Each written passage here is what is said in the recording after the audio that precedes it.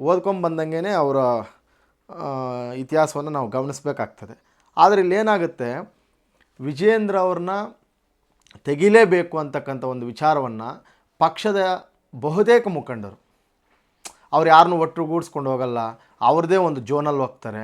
ಮತ್ತು ಯುವ ನಾಯಕರವರು ಈ ಹಿರಿಯ ಮುಖಂಡರು, ಇವ್ರದ್ದು ನಾಲೆಡ್ಜ್ ಬೇರೆ, ಅವ್ರ ನಾಲೆಡ್ಜ್ ಬೇರೆ, ಮೈಂಡ್ಸೆಟ್ ಬೇರೆ ಬೇರೆ ಇದ್ದಾಗ ಒಟ್ಟುಗೂಡಿಸ್ಕೊಂಡು ಅವ್ರನ್ನ ಕರೆದುಕೊಂಡು ಹೋಗ್ತಕ್ಕಂಥ ಶಕ್ತಿ ವಿಜಯೇಂದ್ರ ಅವ್ರ ಹತ್ರ ಇಲ್ಲ ಅಂತಕ್ಕಂಥ ಮಾತನ್ನು ಪದೇ ಪದೇ ನಾವು ಕೇಳ್ತಾನೆ ಇದ್ದೀವಿ.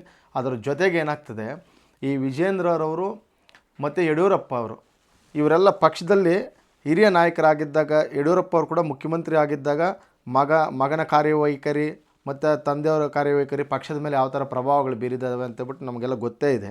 ಆದರೆ ಅಪ್ಪನ ಉಡುಗೊರೆಯಾಗಿ ಮಗನ ರಾಜ್ಯಾಧ್ಯಕ್ಷನಾಗಿ ಮಾಡಿದಾಗ ಈ ವಿಜಯೇಂದ್ರ ಅವ್ರಿಗೆ ಅಪ್ಪ ಮಕ್ಕಳ ಪಕ್ಷ ಅಂತಕ್ಕಂಥದ್ದು ಒಂದು ರಾಷ್ಟ್ರೀಯ ಪಕ್ಷಕ್ಕೆ ಅಪ್ಪ ಮಕ್ಕಳ ಪಕ್ಷ ಅಂತಕ್ಕಂಥ ಹೆಸರು ಬಂದಿದ್ದು ಪ್ರಪ್ರಥಮವಾಗಿ ನಮ್ಮ ಕರ್ನಾಟಕದಲ್ಲಿ ಅನ್ನಿಸ್ತದೆ. ಬೇರೆ ಕಡೆ ಎಲ್ಲ ಒಂದು ಸ್ವಲ್ಪ ಕಂಟ್ರೋಲ್ ಇದೆ ಆ ಪಕ್ಷಕ್ಕೆ, ಆದರೆ ಇಲ್ಲಿ ಮಾತ್ರ ಇವ್ರ ಕಂಟ್ರೋಲ್ಗೆ ಹೋಗಿದೆ. ಹಾಗಾದರೆ ಯಾರನ್ನು ಮಾಡ್ತಾರೆ ಮುಂದಿನ ರಾಜ್ಯಾಧ್ಯಕ್ಷರನ್ನಾಗಿ?